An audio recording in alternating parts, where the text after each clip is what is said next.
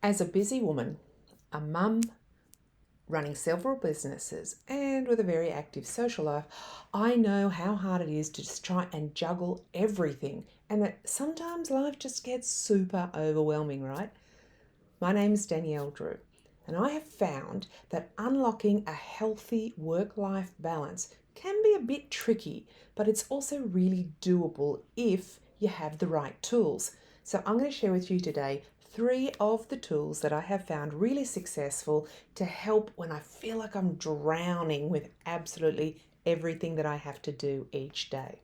So, number one is set clear working hours. Seems like really basic common sense, right? But it's surprising how often I see working with women in business who are really busy, how often they don't have a set start and finish time, or more often, how often they have a set start time and the finish time goes on forever. So make sure you have a set finish time, a time when you end your day.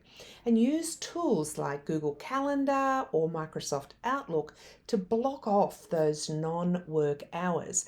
Make sure that nobody can book appointments for you outside of your scheduled start and finish times. Just that little tweak can make a big difference. Also, set reminders for the start and, most importantly, the end of your workday. An alarm that goes off on your phone is a great tool to avoid that lingering at work past your set finish time. And I know how tempting that is if you run your own business and or if you work from home. So that alarm is a great interrupt on what you're doing and a reminder that you need to stop and start living your life. So stick to your schedule hours. That's my second point. Even if you have to ease into this new behavior, start off with just doing maybe 1 day a week where you stop on time and then aim to build up until you're at least half of your working week where you have a set finish time that you are sticking to. And if you can, this is a little bit of bonus tip here. If you can, try and keep either part of a day or a whole day which is sacrosanct, where you don't have meetings or appointments, where you have the opportunity to catch up. I personally don't do any meetings on Mondays, and between 10 a.m. and 12 p.m. during the rest of the week, I don't do any meetings, and that's my focus time. One of the gurus in business that I follow, Alex Hormozi, he only does meetings on Mondays. And I'm going to tell you, that's my goal, to just have 1 day of a week with meetings and the rest I do other things. So the other thing to remember when you are setting your hours is that the word no, it's a complete sentence. It doesn't need to be justified, it doesn't need to be explained, and it certainly doesn't need to be defined. Just say no. No, I'm not available. Look at it another way. Every time you don't stick to your schedule and you let that boundary be moved and pushed, you're teaching both yourself and everybody around you that you don't mean what you say. You're teaching them that you're a liar, a pushover, somebody who's weak, somebody who's easily manipulated, and that other people can pull your strings.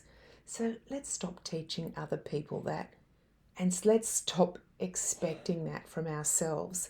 Instead, why don't we start teaching ourselves that as women, we are strong and we deserve working our scheduled hours. Now, the bonus is that studies have proven unequivocally that the better work-life balance you have, the more your productivity actually increases. So that's number 2. Number 3 is communicate. It's really important that this is not just all contained in your head. Communicate your schedule to your family, your team, anybody that you work with.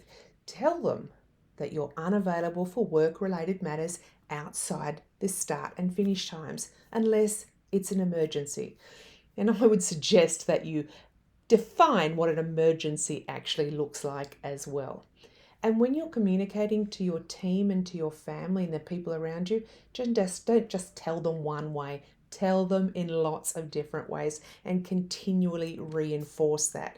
Have out of office email notifications. So if it's outside your normal start finish time, most email service providers give you the option of setting up a reminder when someone emails you. It'll send out an automatic prompt that you are not working at that time.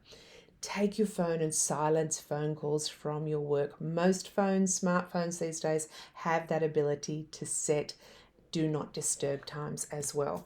And this is just a little tweak, but it's really powerful. When you finish work, whether you're working online or you're working face to face, say goodbye, because that very clearly indicates that you are finished.